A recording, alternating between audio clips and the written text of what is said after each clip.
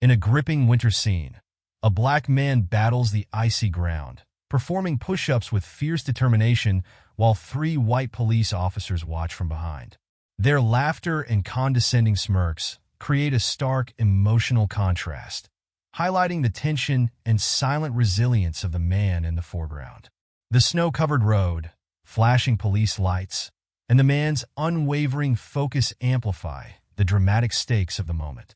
This powerful story captures a raw clash of emotions, defiance, judgment, and strength, leaving viewers hooked, questioning the deeper layers of justice and dignity in an unforgiving world. Don't miss this poignant narrative of perseverance and tension. Where are you watching this video from? Let us know in the comments below. If you find this story captivating, don't forget to hit that subscribe button to follow more incredible and inspiring stories. We can't wait to hear from you. Ryan Carter adjusted the heater in his silver Honda Accord as he navigated the quiet, snow-dusted streets of downtown Baltimore. The digital clock on the dashboard blinked 11:45 p.m., and the external temperature gauge read a frigid 20 degrees Fahrenheit -6 degrees Celsius. Snowflakes drifted lazily down, layering the city in white. After a grueling 5-hour city council budget meeting, Ryan was beyond exhausted. As the chairman of the finance committee, he had spent the evening debating fiercely over funding allocations, particularly resisting proposals for military-grade equipment for the police force. He had argued passionately for redirecting those funds toward community programs and officer training instead. The streets were mostly empty, with only the occasional car passing by, its headlights piercing the snowfall. Ryan's mind drifted to thoughts of home. His wife, Emily, had likely left a plate of dinner in the microwave for him. The promise of warmth, food, and the comfort of his favorite armchair was all he needed to keep going. But as he drove, his attention was snapped back by the sudden flash of red and blue lights in his rearview mirror. His heart sank, and his jaw tightened. Growing up as a black man in Baltimore, Ryan had always been taught to tread carefully in encounters with law enforcement. His father, a retired police captain, had drilled him on the importance of knowing his rights, but also advised caution in tense situations.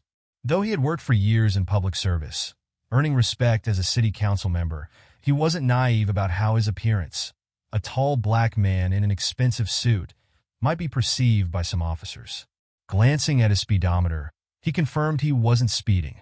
Still, he signaled and pulled over, parking under a streetlight to ensure he remained visible. His fingers tightened on the steering wheel as he watched the two officers approach his car, flashlights aimed directly into his windows. The officer on the driver's side knocked sharply on the glass, even as Ryan was already lowering it. License and registration. The officer barked without introduction. His badge read Murphy, and his tone carried an edge of hostility that Ryan immediately recognized. On the passenger side, the second officer, O'Connor, rested a hand on his holster, his posture tense and uninviting. Ryan kept his tone measured and calm. "Good evening, officer. May I ask why I'm being stopped?" "Your taillight's out," Murphy snapped.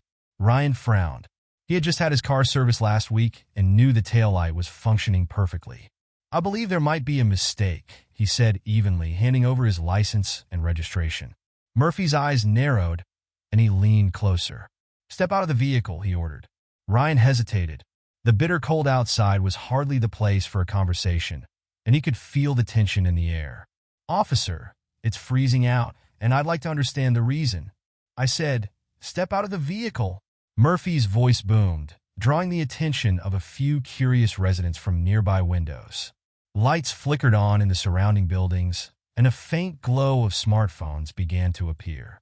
Ryan exhaled slowly, his breath visible in the frigid air. He had fought against police misconduct as a council member, attending countless community meetings to address citizens' grievances. But now he was experiencing it firsthand. Moving deliberately, he unbuckled his seatbelt and stepped out into the icy night.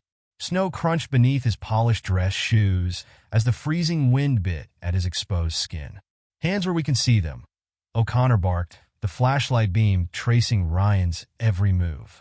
Raising his hands slightly, Ryan kept his expression calm, though his heart was pounding.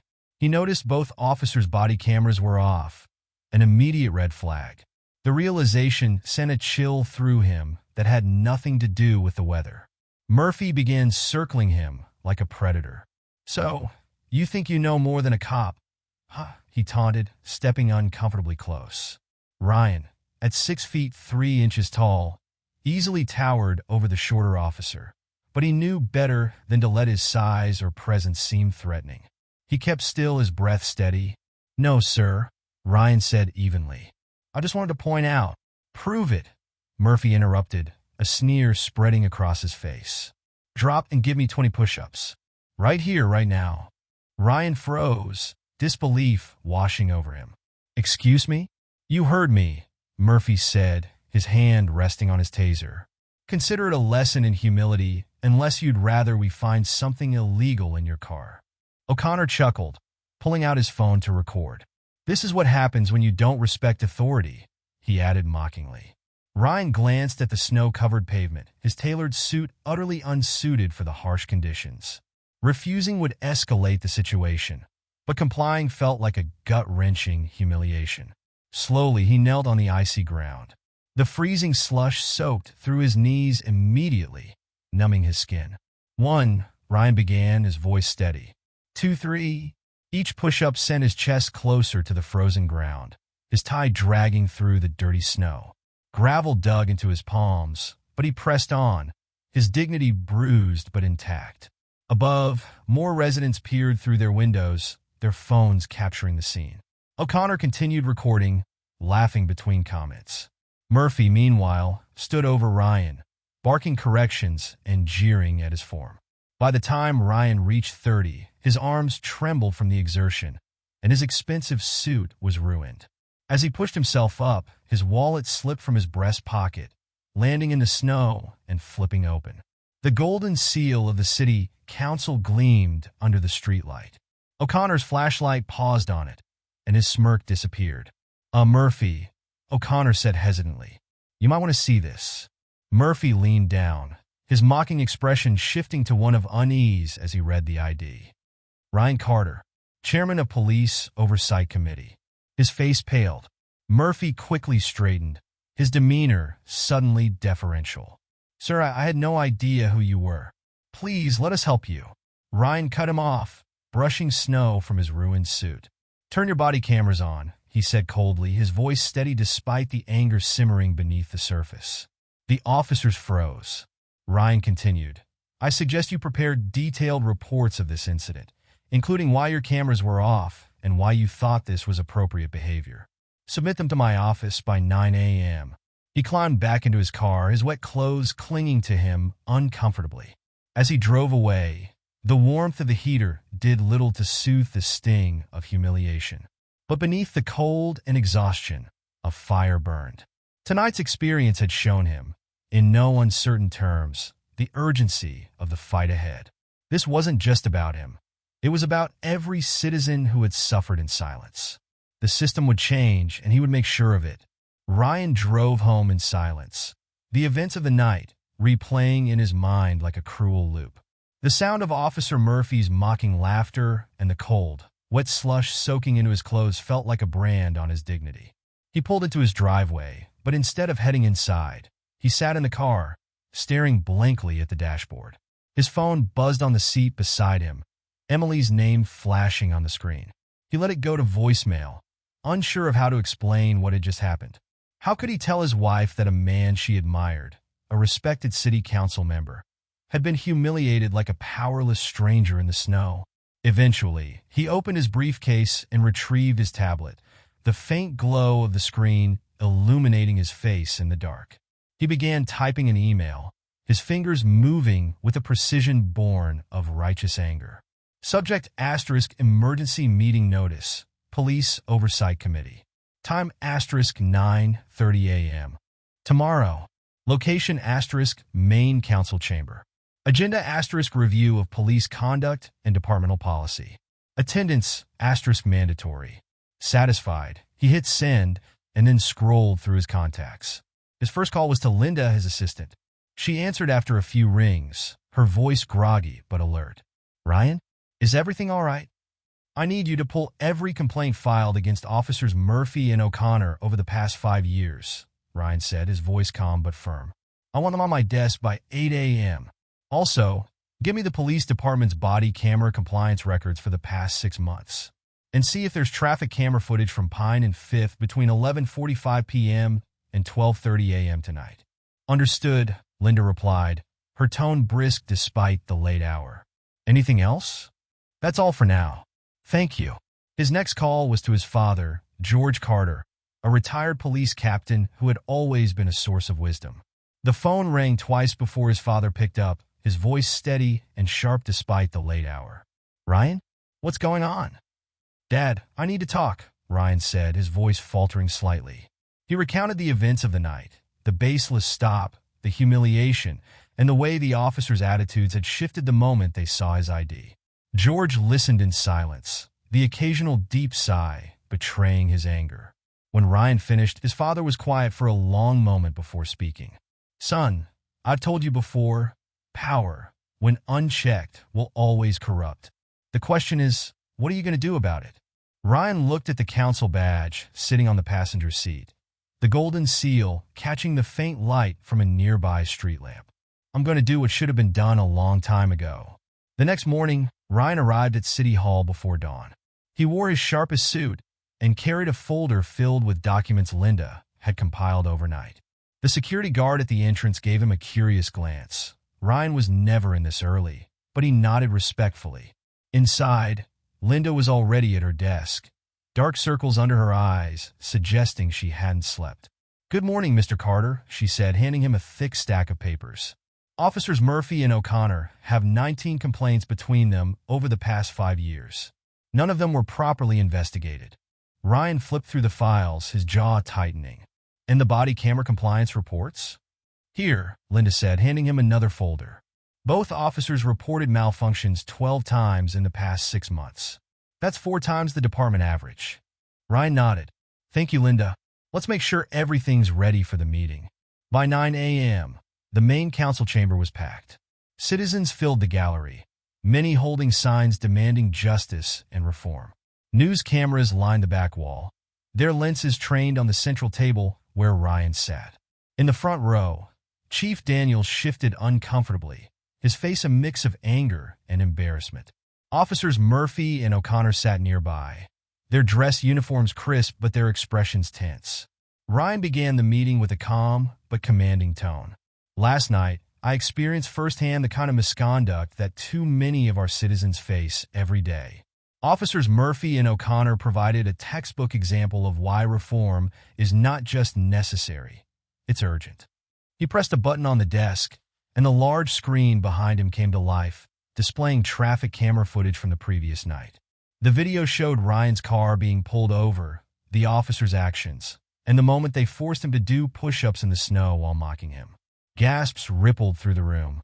This, Ryan said, gesturing to the screen, is not law enforcement. This is abuse of power, and it's not an isolated incident. He held up the stack of complaints Linda had prepared. These are the 19 complaints filed against these 2 officers over the past 5 years. Not one was properly investigated. This is a systemic failure, and it ends today. Murphy and O'Connor shifted uncomfortably in their seats, avoiding eye contact. Chief Daniels opened his mouth to speak, but Ryan cut him off. Save it, Chief. This isn't just about 2 bad officers. This is about a culture that allows misconduct to thrive. Ryan turned to the council members.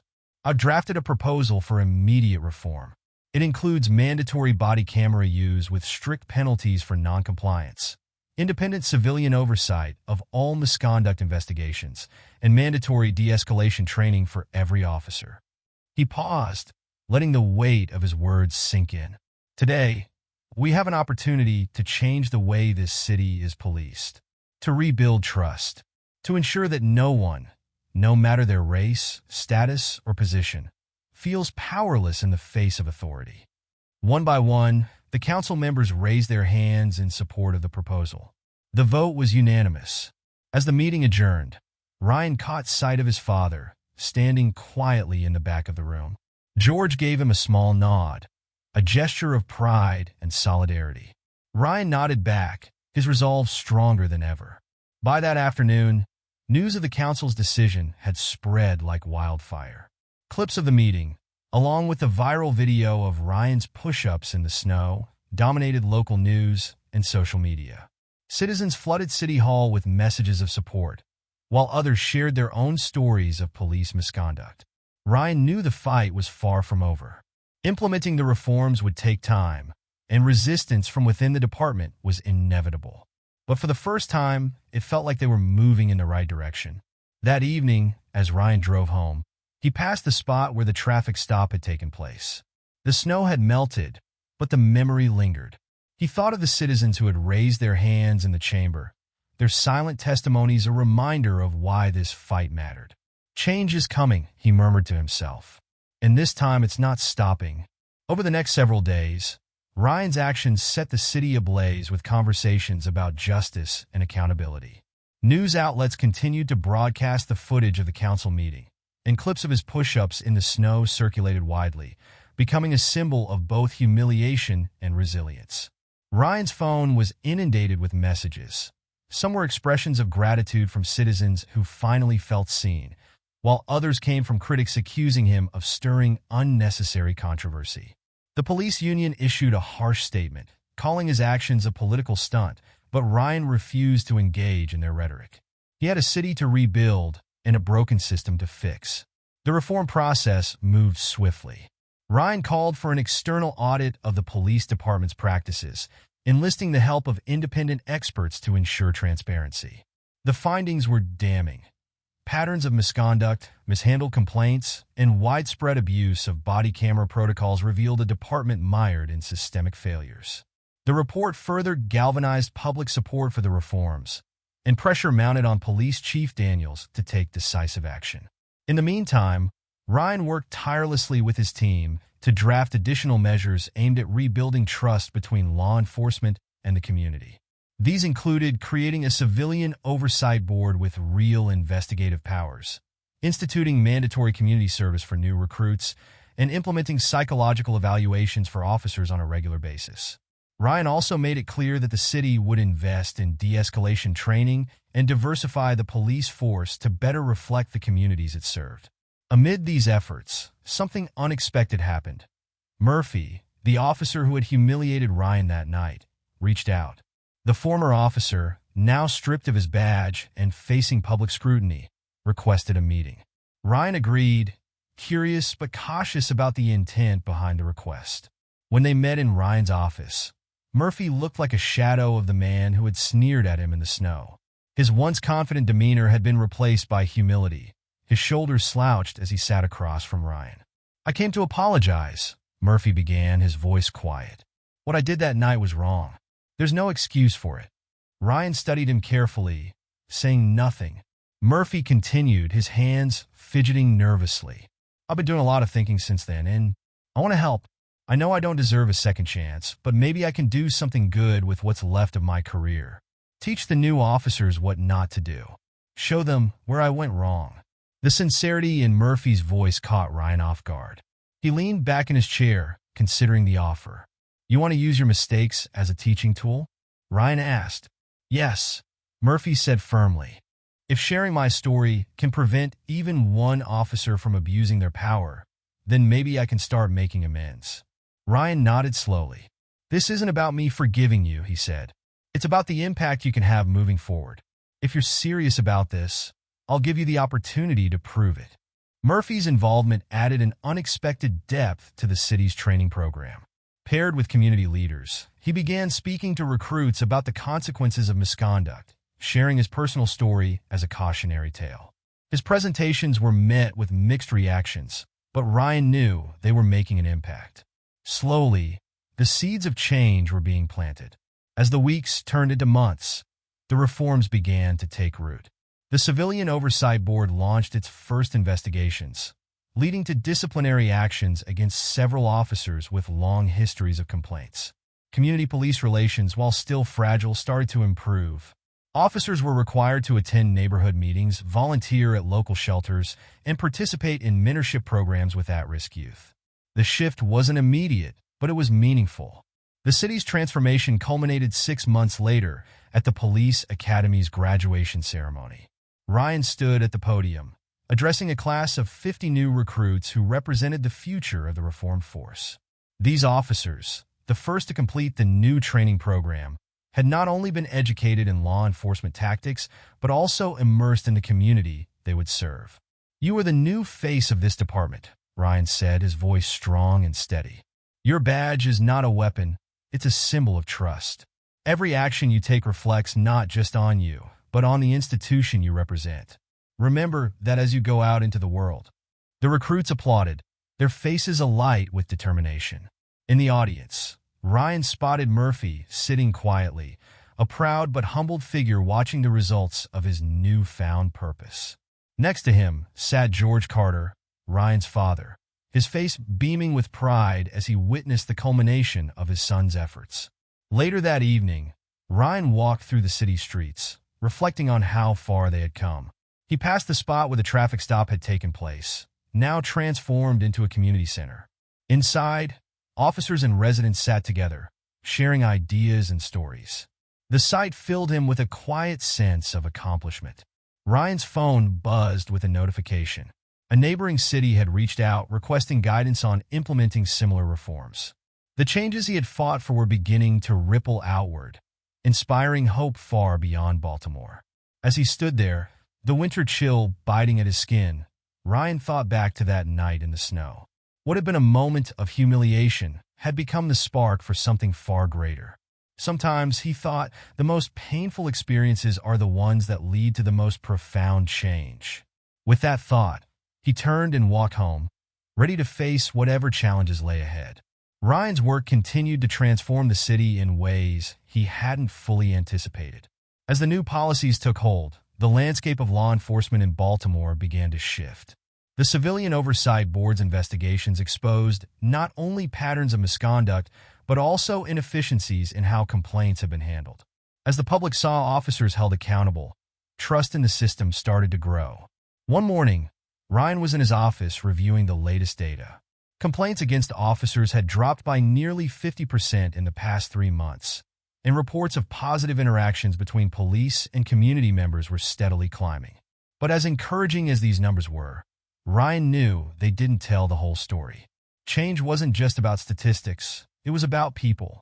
Later that day, Ryan attended a community forum in one of the neighborhoods most affected by years of strained relations with the police.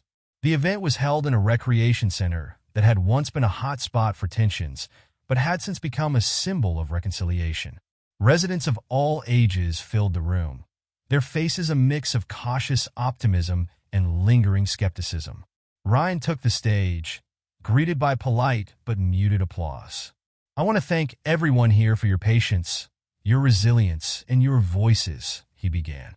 "Reform doesn't happen overnight, and I know many of you are still waiting to see the full impact of these changes. But I promise you, we're not stopping.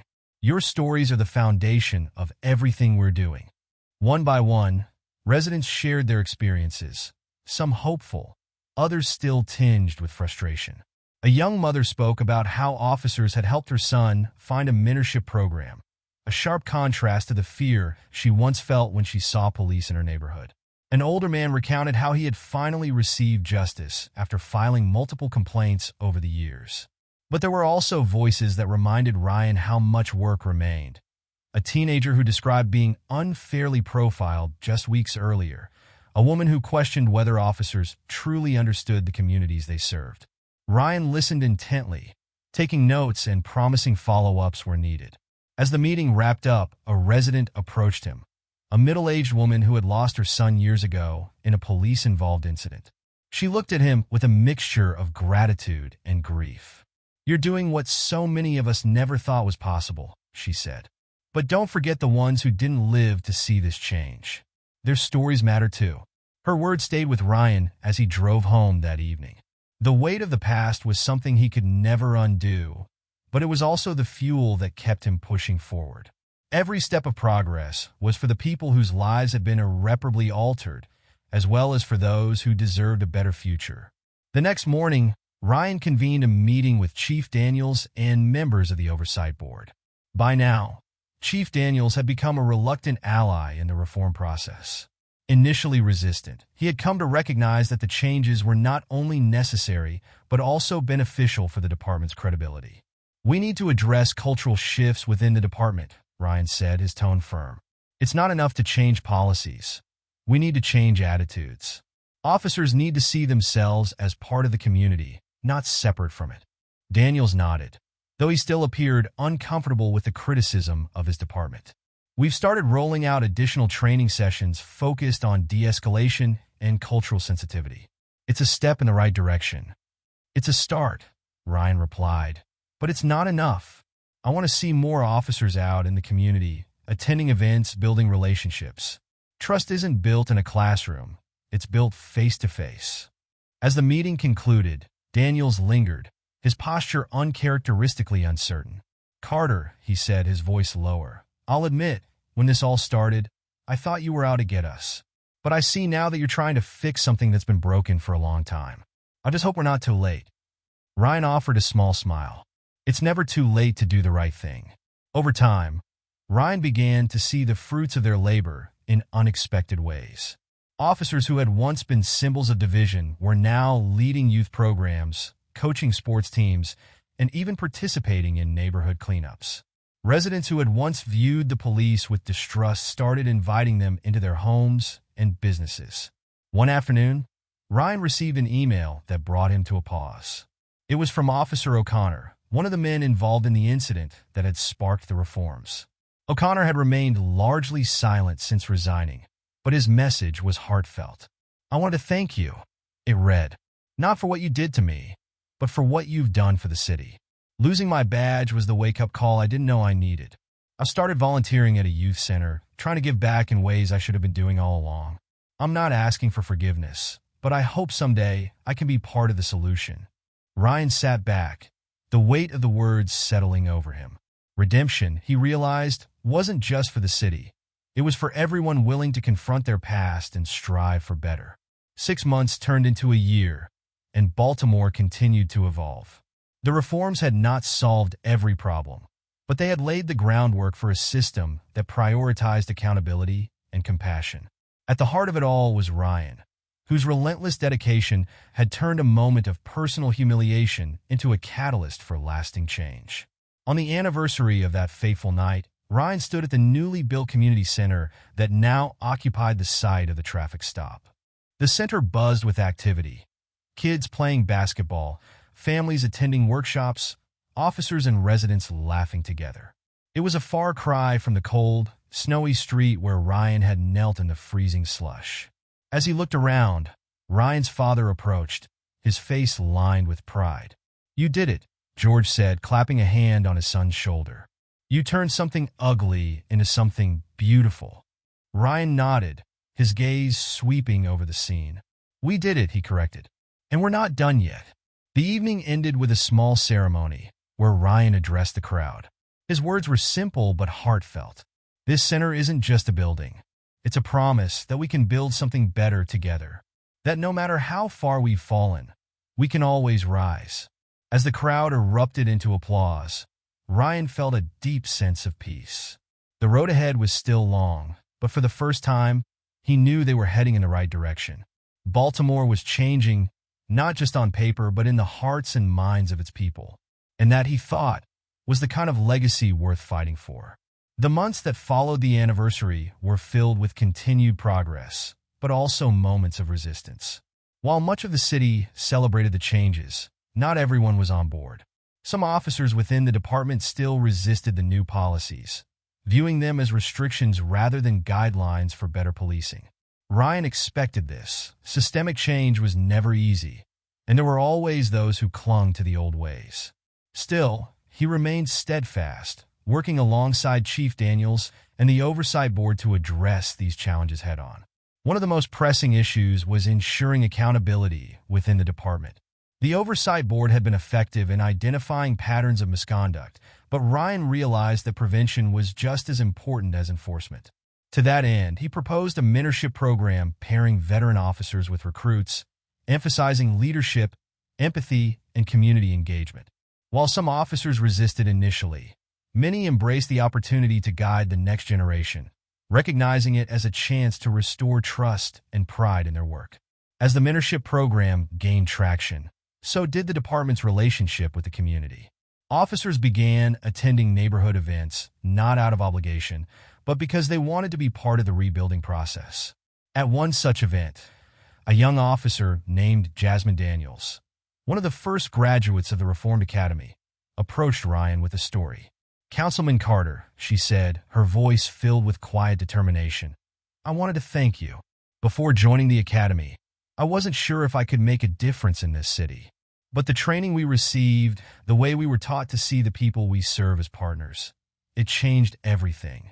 Last week, I responded to a call about a dispute between neighbors, and instead of escalating, we talked it out. By the end, they were laughing together. It wasn't a big moment, but it mattered." Ryan smiled, encouraged by her words. "Moments like that are the foundation of everything we're trying to build," he said. "Never underestimate their impact." Jasmine nodded, her confidence growing. "I won't." Stories like Jasmine's were becoming more common, and Ryan made a point of sharing them during council meetings and public forums.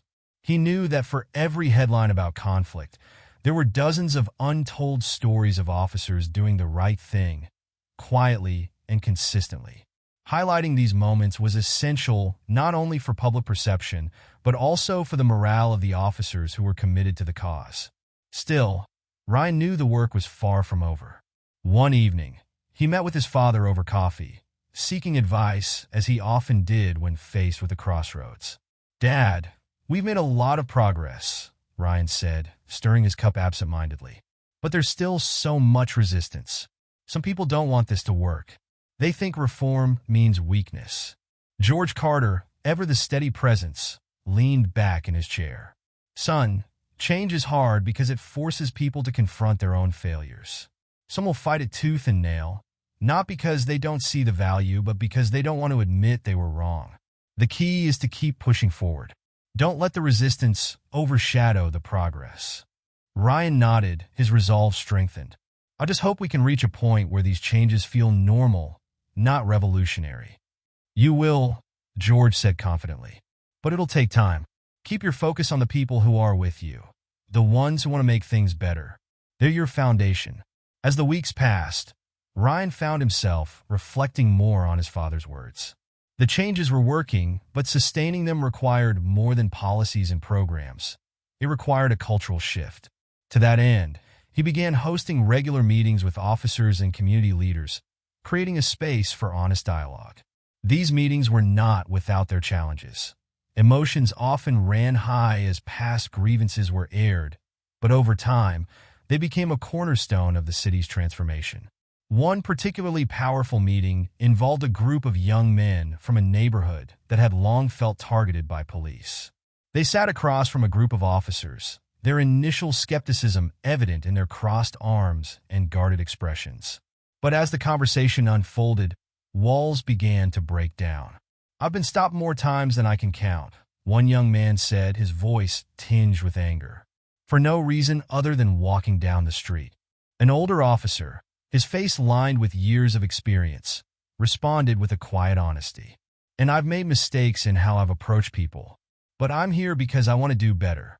We can't change the past, but we can change how we move forward." By the end of the meeting, handshakes were exchanged, and even a few tentative smiles broke through. It wasn't a complete resolution, but it was a start. One evening, as Ryan drove home from one of these meetings, he received a call from Linda. "Ryan, you're not going to believe this," she said, excitement in her voice. "We've just received a request from the governor's office. They want you to lead a task force on statewide police reform." Ryan was momentarily stunned. The work they had done in Baltimore was beginning to ripple outward, inspiring change beyond the city. "That's incredible," he said, a mix of pride and responsibility settling over him. Linda laughed. "You've earned it. The whole state is watching what you've done here." The next morning, Ryan stood in front of a packed press conference, flanked by Chief Daniels and members of the Oversight Board. Cameras clicked and flashed as he addressed the crowd. "When we started this journey, it wasn't about making headlines or earning accolades," Ryan began. "It was about ensuring that every person in this city feels safe, respected, and valued. We've made progress, but we're not finished. This isn't the end of the story. It's just the beginning. As he spoke, he caught sight of Jasmine Daniels standing in the crowd, her badge gleaming in the sunlight. Nearby, George stood with quiet pride, his presence a constant reminder of the values that had guided Ryan through this journey.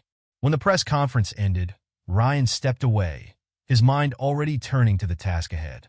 The work in Baltimore was far from done, and now there was an opportunity to take their lessons statewide. As daunting as it seemed, Ryan knew he wasn't alone. The city had proven that change was possible, and together, they would continue to push forward.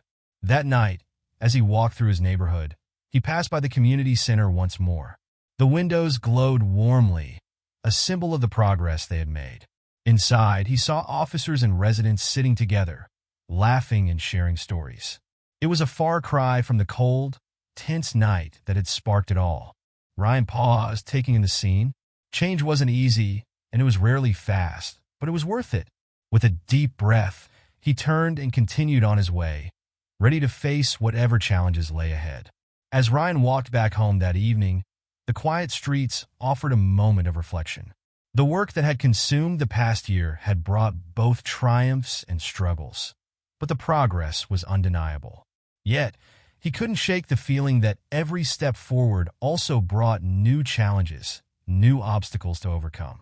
Change, he had learned, was a living process, one that required constant nurturing. When he arrived home, Emily was waiting for him in the kitchen, her warm smile a welcome reprieve from the weight of his responsibilities. She handed him a cup of tea and gestured for him to sit at the table. "You look like you've been carrying the world on your shoulders again," she said, her tone light but knowing. Ryan chuckled softly, taking a sip of the tea. "That's because some days it feels like I am." Emily reached across the table, taking his hand in hers. "You've already done so much, Ryan. The city is different because of you, but you can't do it all alone." Her words lingered in his mind as he went to bed that night. The idea of collaboration, of leaning on others to share the burden, resonated with him. He realized that while his leadership had been a driving force for change, the true power of the movement lay in the collective efforts of the community. The next morning, Ryan convened a meeting with his closest advisors and members of the Civilian Oversight Board. He outlined a new initiative designed to empower neighborhoods to take a more active role in the reform process. The program, called Community Advocates in Action, would train local leaders to serve as liaisons between their communities and the police department. These advocates would provide insight into the unique challenges of each neighborhood, helping to shape policies that address specific needs. "We've been focused on top-down reform," Ryan explained to the group. "But real, lasting change comes from the ground up. If we want this to work, we need to give communities the tools to lead the charge." The idea was met with enthusiastic support, and within weeks, training sessions for the first group of advocates began. The program quickly gained momentum, with residents stepping up to participate and officers volunteering to work alongside them. These partnerships helped break down lingering barriers of mistrust, creating a sense of shared purpose. One of the first success stories came from a neighborhood that had long been plagued by violence and economic hardship. Through the program, a young advocate named Malik organized a series of community events that brought residents together with officers in a safe, welcoming environment. Block parties, cleanup projects, and even a weekly basketball league helped foster relationships that had previously seemed impossible. At one of these events, Ryan watched as officers and residents played together on the court, their laughter echoing through the air. Malik approached him, his face beaming with pride. "This is what it's all about, Mr. Carter," he said. "We're not just fixing problems. We're building something better." Ryan nodded, a deep sense of satisfaction washing over him. "You're right, Malik. And this is just the beginning." As the Community Advocates in Action program expanded, Ryan received invitations to speak at conferences and events across the country. Other cities were eager to learn from Baltimore's experience, hoping to replicate its successes. Though the attention was flattering, Ryan remained grounded, reminding himself and others that the work was far from finished. During one such event, Ryan shared the story of his own transformation. from a city council member navigating budget meetings to a leader at the forefront of systemic change. This journey started with a moment of humiliation, he said to the audience. But what could have been a moment of defeat became a catalyst for action. Change isn't about one person. It's about all of us coming together, refusing to accept the status quo. After the speech, a young woman approached him, her eyes bright with determination. "Your story gave me hope," she said. "I want to bring these ideas to my city. How do I start?"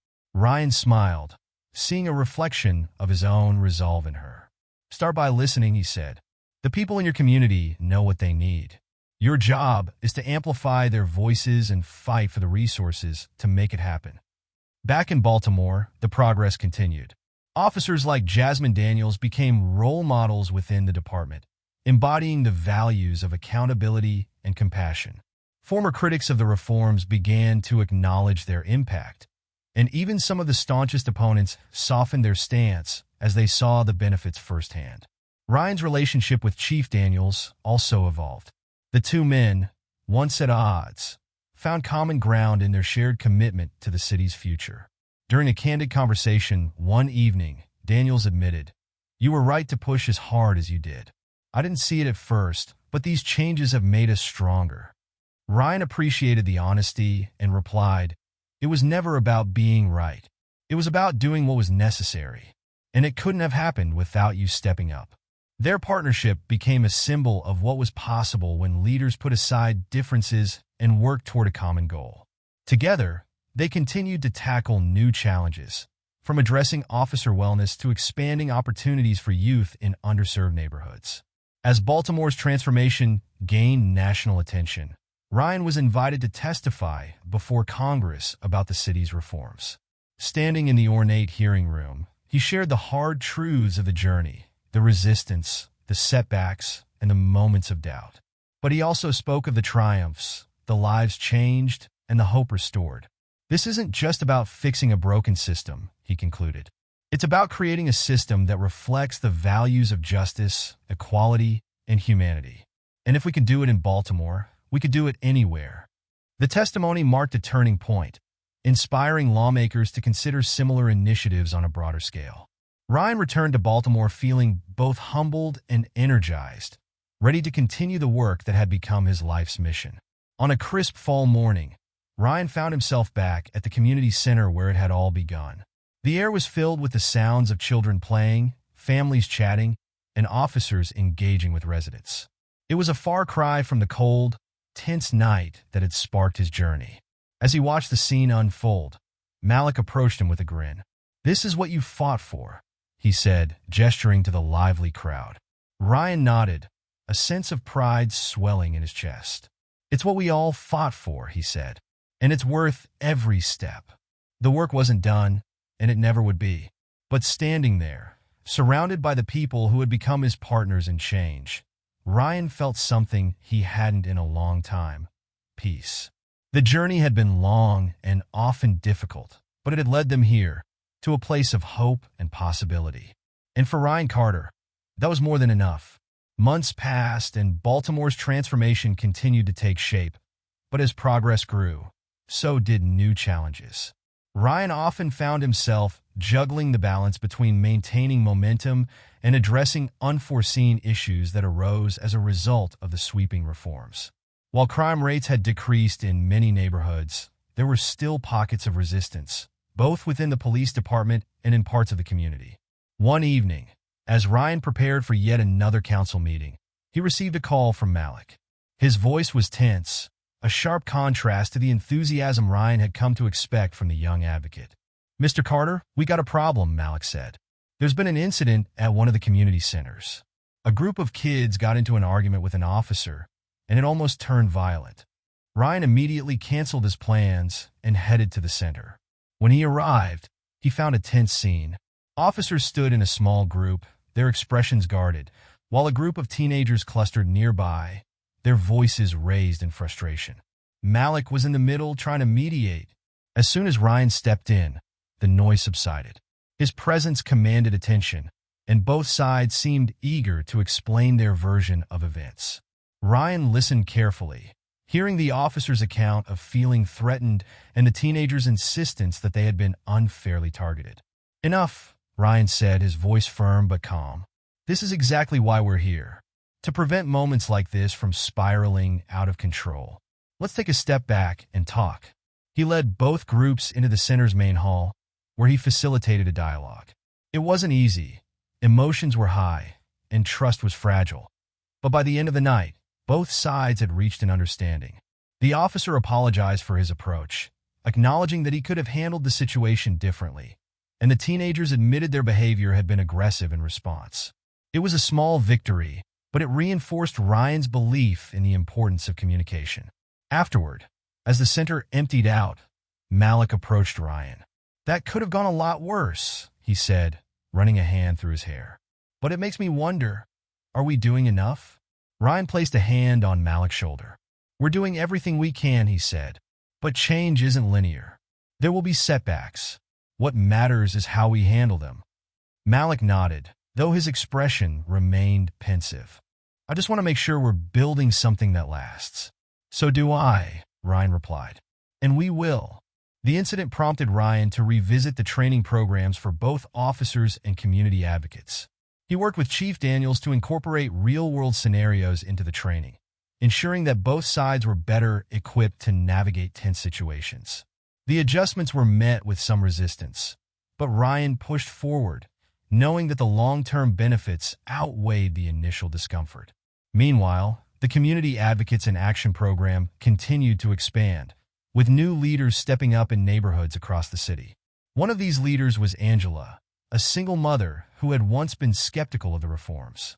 After seeing the changes firsthand, she decided to join the effort, becoming a vocal advocate for her community. During one of their meetings, Angela shared a story that stayed with Ryan. "There was a time when I told my son to avoid the police at all costs," she said. "But last week, he came home talking about an officer who helped him fix his bike. That's the kind of change I never thought I'd see." Ryan smiled, moved by her words. "That's the kind of change we're fighting for," he said. As Baltimore's reputation grew, more cities began reaching out for guidance. Ryan found himself traveling frequently, sharing the lessons learned and helping other communities implement their own reforms. Each visit reinforced the importance of the work they were doing in Baltimore, but it also reminded him of the scale of the challenges that remained. On one such trip, Ryan visited a small city in the Midwest that had recently experienced its own reckoning with police misconduct. The mayor, a young woman named Lauren, greeted him warmly. "Your story has been an inspiration," she said. "But how do you keep going when the resistance feels overwhelming?" Ryan thought for a moment before answering. "I focus on the people who are with me," he said. "The ones who believe in what we're trying to do. The resistance will always be there, but it's the progress that makes it worth it." Lauren nodded, her resolve visibly strengthening. "Thank you," she said. "That's exactly what I needed to hear." When Ryan returned to Baltimore, he was greeted with news that filled him with pride. The latest data showed a continued decline in complaints against officers and a significant increase in community trust. More importantly, the stories coming out of the neighborhoods were ones of hope and collaboration. One evening, Ryan received a call from Jasmine Daniels, the young officer who had become a symbol of the department's new direction. "Councilman Carter," she said, her voice filled with excitement, "I wanted to let you know we just started a mentorship program for kids at the precinct. It's already making a difference." Ryan felt a swell of pride. "That's incredible, Jasmine. Keep up the good work." As he hung up, Ryan reflected on how far they had come. The journey had been long and fraught with challenges, but the city was stronger for it. Baltimore was no longer defined by its struggles. It was defined by its resilience and its determination to create a better future. The next morning, Ryan stood on the steps of City Hall, addressing a crowd of residents, officers, and community leaders. "We've come a long way," he said, "but this is only the beginning. Together, we've shown what's possible when we refuse to settle for less than justice and equality. And together, we'll keep moving forward." The applause that followed was thunderous, a testament to the power of unity. As Ryan looked out over the crowd, he saw faces filled with hope and determination. This, he realized, was the legacy they were building, not just for today, but for generations to come. And with that, Ryan Carter stepped back into the work, knowing that the fight for justice was never truly over, but always worth the effort. As time passed, the echoes of Baltimore's transformation reached far beyond the city's borders, becoming a blueprint for communities across the nation. Ryan found himself fielding calls from mayors, governors, and even federal officials who sought his guidance on implementing similar reforms. While he was honored to share Baltimore's journey, he remained deeply focused on ensuring that his city continued to thrive. One of the most significant moments came when Ryan was invited to the White House to participate in a summit on national police reform. The event brought together leaders from across the country, including activists, law enforcement officials, and policymakers. Ryan was introduced as the keynote speaker, and as he stepped onto the stage, he felt the weight of the journey that had brought him there.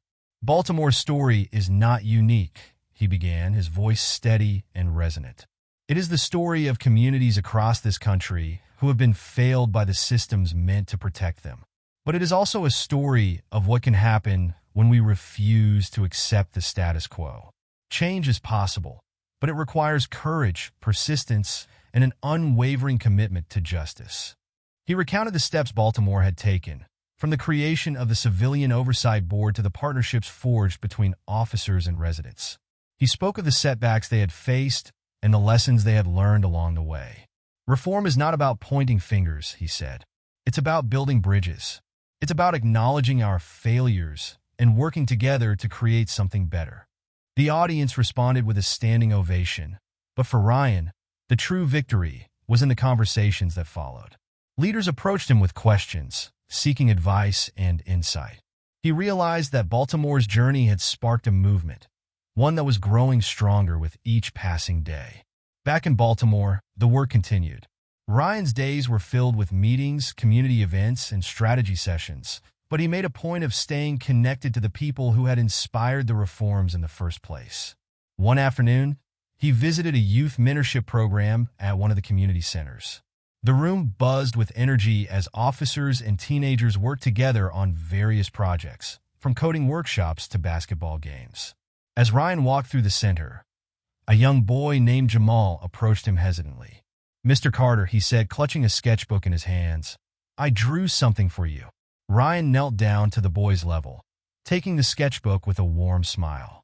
Inside was a detailed drawing of the community center, filled with people of all ages and backgrounds working together. At the top, Jamal had written, "A place where we all belong." Ryan felt a lump form in his throat as he looked at the drawing. "This is incredible, Jamal," he said. "Thank you. This means more to me than you know." Jamal beamed with pride, and Ryan promised to hang the drawing in his office. Moments like this reminded him why the work mattered, why it was worth every challenge and every sacrifice. As the mentorship program expanded, Ryan began to see its ripple effects throughout the city. Teenagers who had once felt disconnected and disillusioned were now taking on leadership roles, organizing events and advocating for their peers. Officers who had once been viewed with suspicion were now mentors and role models, bridging gaps that had seemed insurmountable. But with progress came new challenges. Ryan knew that sustaining the momentum required constant vigilance. He worked closely with the Oversight Board to ensure that the reforms remained effective and that the department continued to evolve. He also kept a close eye on the data, looking for areas that needed improvement. One such area was the department's response to mental health crises. While the reforms had improved overall community relations, incidents involving individuals in mental distress continued to pose challenges. Ryan partnered with local health organizations to create a specialized crisis response team, pairing mental health professionals with officers trained in de-escalation. The program quickly proved successful, reducing the number of incidents that escalated into violence. As the program gained traction, Ryan received a heartfelt letter from a mother whose son had been helped by the crisis team. "For the first time in years, I feel like someone truly cared about my son," she wrote. "Thank you for giving him a chance." The letter was a reminder of the human impact of their efforts, a testament to the lives that were being changed every day. Ryan shared it with his team, encouraging them to keep pushing forward. One evening, as Ryan prepared for yet another late-night strategy session, he received a call from his father. "Son," George said, his voice filled with pride, "I've been watching what you've done, and I couldn't be prouder. You've turned this city into a model for the nation." Ryan smiled, the weight of the compliments settling over him. "Thanks, Dad, but there's still so much more to do." "There always will be," George replied. "But what matters is that you're doing it. You've shown people that change is possible. That's a legacy worth fighting for." Ryan hung up, feeling a renewed sense of purpose. He thought about all the people who had contributed to the journey, the residents who had shared their stories, the officers who had embraced the reforms, and the advocates who had stepped up to lead. Baltimore's transformation was a collective effort, a testament to what could be achieved when people came together. As he walked into the meeting room, Ryan glanced at Jamal's drawing, now framed and hanging on the wall. It served as a constant reminder of what they were building, a place where everyone belonged, where justice and compassion went hand in hand. The journey was far from over, but Ryan knew they were on the right path.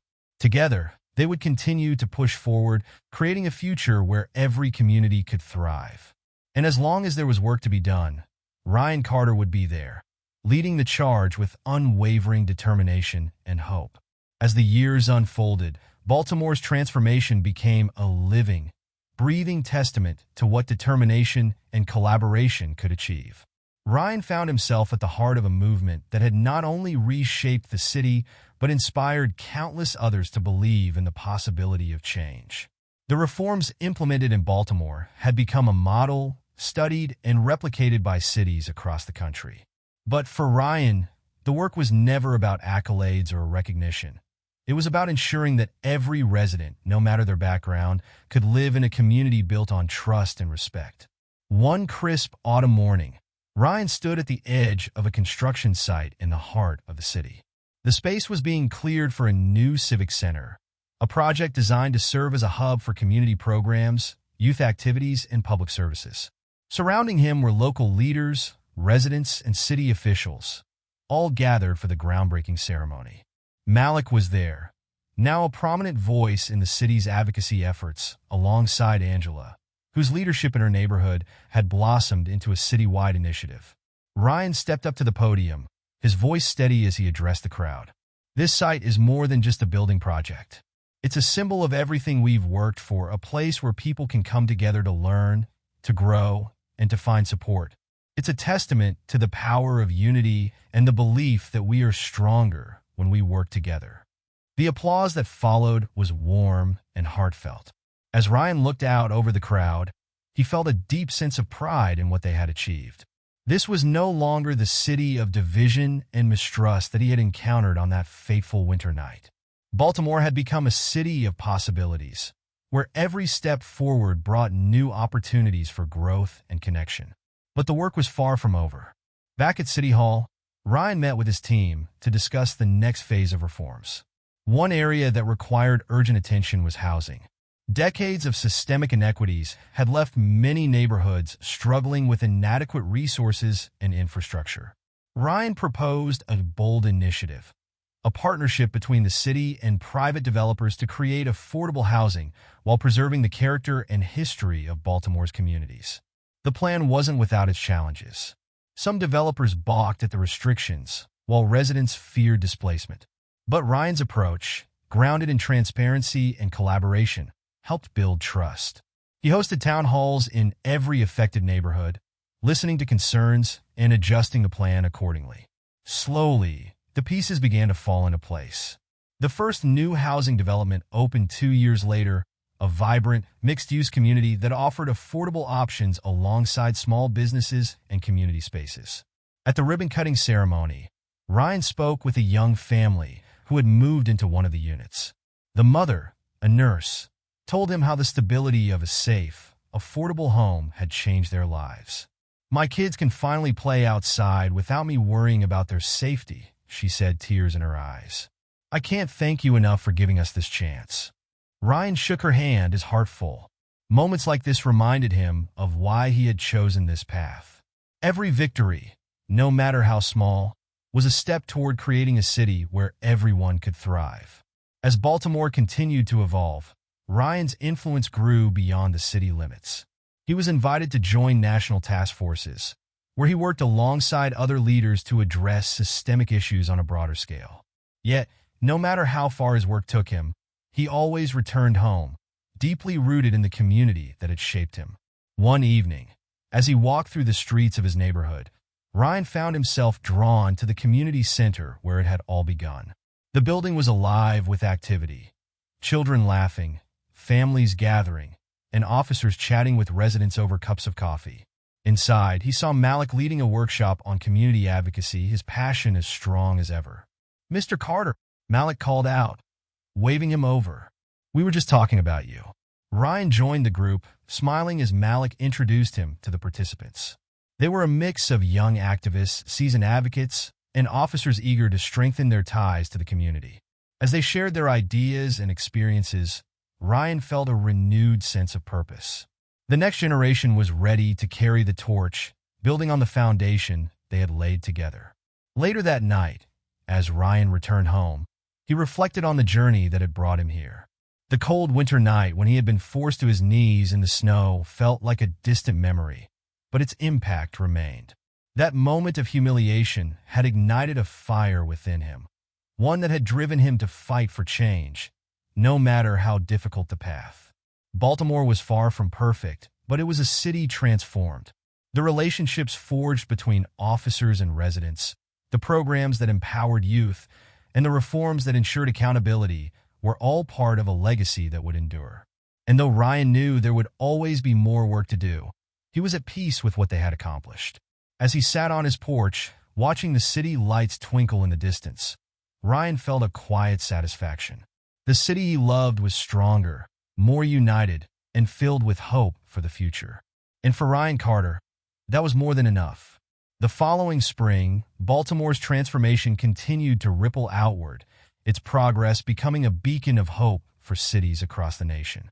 Ryan Carter found his days busier than ever, balancing the demands of his local responsibilities with invitations to speak at national forums and collaborate on broader reform efforts. Despite the growing attention and accolades, Ryan remained deeply committed to his community. Baltimore had been the catalyst for this journey, and he knew the work here was far from over. One afternoon, Ryan sat in a meeting with members of the Civilian Oversight Board and Chief Daniels. They were reviewing a new report detailing areas where the department still struggled to meet its goals.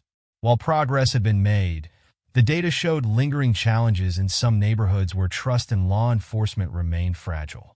"We need to double down on our efforts in these areas," Ryan said, pointing to the map in front of them. "Let's prioritize community engagement events and allocate additional resources to address these specific concerns. People need to see that we're listening and acting on their feedback." Chief Daniels nodded, his expression serious. "Agreed. I'll work with the precinct captains to ensure this gets implemented. We've come too far to let these gaps derail the progress we've made." As the meeting ended, Ryan lingered in his office, reflecting on how far they had come. He glanced at a framed photo on his desk, one of him standing with a group of young advocates and officers at the community center's opening. The image captured the spirit of unity that had driven the city's transformation, a reminder of the power of collective action. That evening, Ryan attended a public forum in one of the neighborhoods highlighted in the report. The event was held at a local school gymnasium, packed with residents eager to share their thoughts and concerns. Ryan listened attentively as people voiced frustrations about persistent issues, from uneven enforcement of policies to the need for more visible community policing. One woman, an elder in the neighborhood, stood up and addressed the room. "Mr. Carter," she said, her voice firm but respectful, "we've seen change, and we're grateful for it.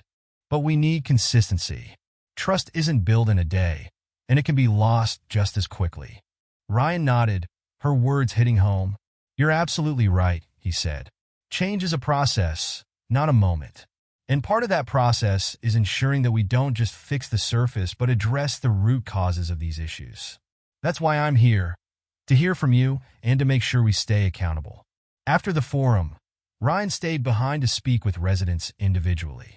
Among them was a young man named Darius, who had recently joined the Community Advocates in Action program.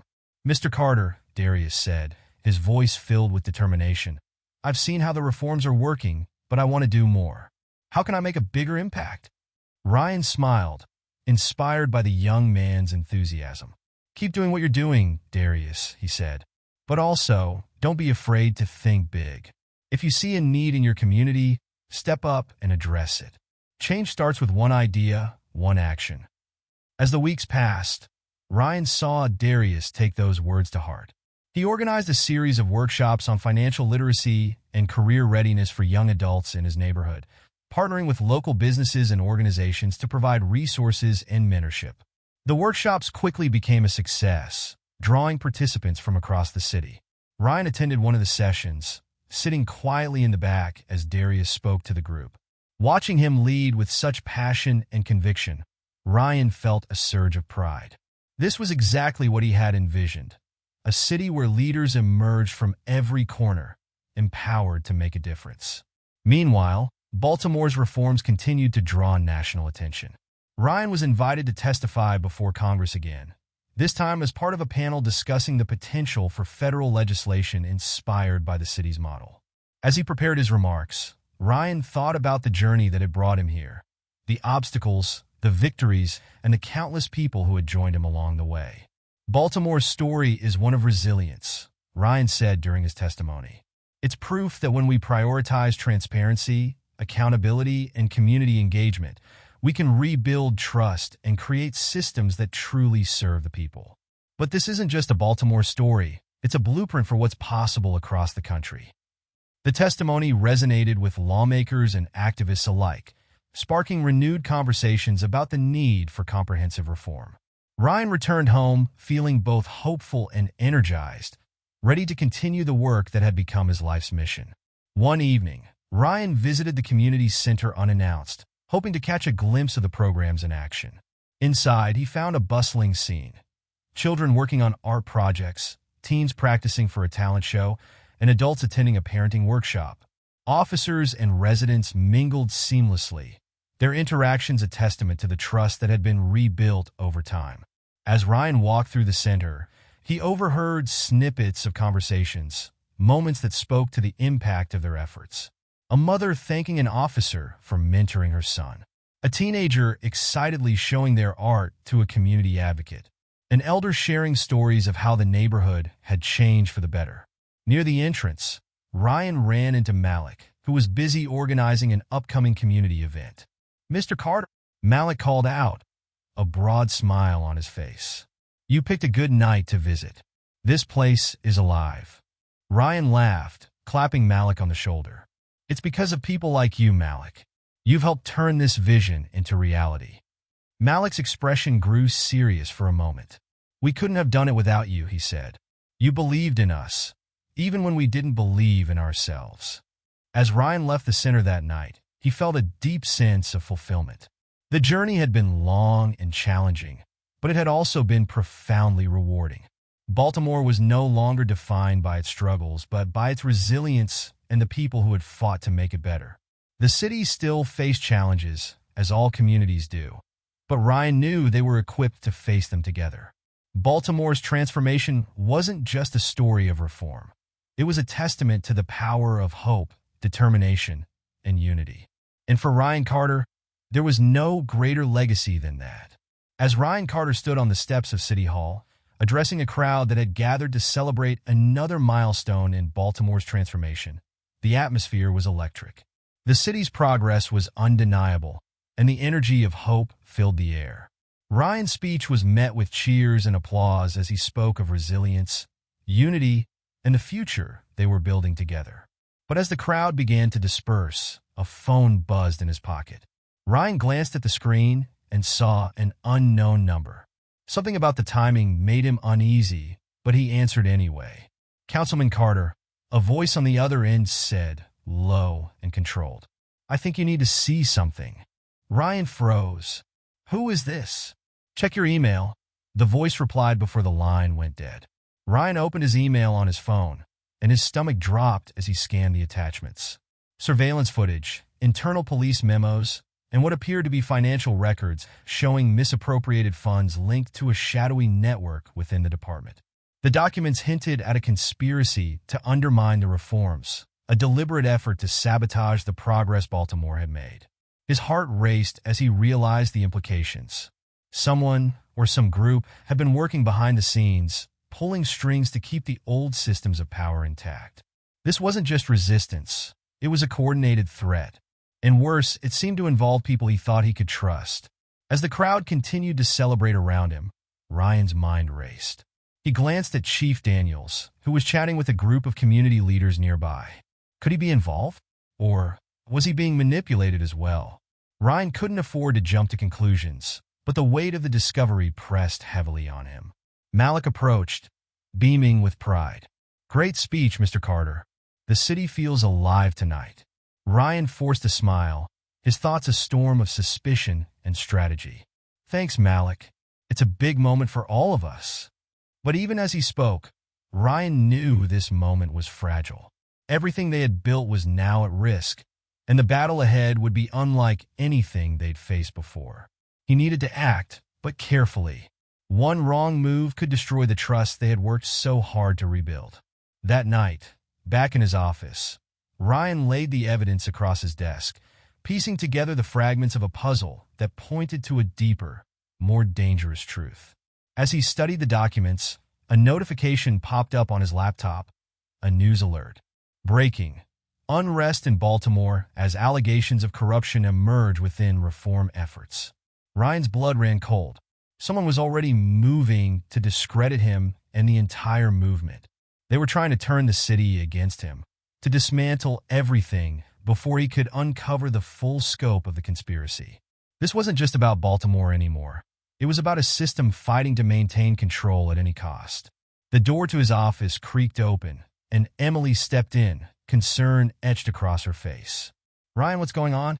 You've been pacing all night." He looked up at her, his expression resolute. "Emily, I think we've just uncovered something much bigger than we realized. And if we're not careful, it could tear everything apart." She stepped closer, placing a hand on his shoulder. "Whatever it is, you don't have to face it alone. We'll figure this out together." Ryan nodded, her words grounding him. But as he stared back at the mountain of evidence, he knew the road ahead would be treacherous. There were forces at play far beyond Baltimore, and they wouldn't back down without a fight. The screen of his laptop dimmed, but the reflection of the documents on his desk lingered in his mind. Ryan leaned back in his chair, exhaling slowly. "This is bigger than all of us," he murmured. "But no matter what it takes, we're going to see this through." He stood, looking out the window at the city he loved. The skyline twinkled in the distance, a symbol of hope and perseverance. But now, it also represented the battleground for a new chapter of the fight. Ryan turned back to Emily, his voice steady but determined. "This is far from over." The camera zooms in on Ryan's face as he delivers the final line. "This is just the beginning." What do you think will happen next? Share your thoughts in the comments below. Don't forget to like this video, share it with your friends and family, and subscribe to the channel to follow Ryan's journey as he uncovers the truth and fights for justice. Stay tuned for the next chapter. It's going to be a game changer.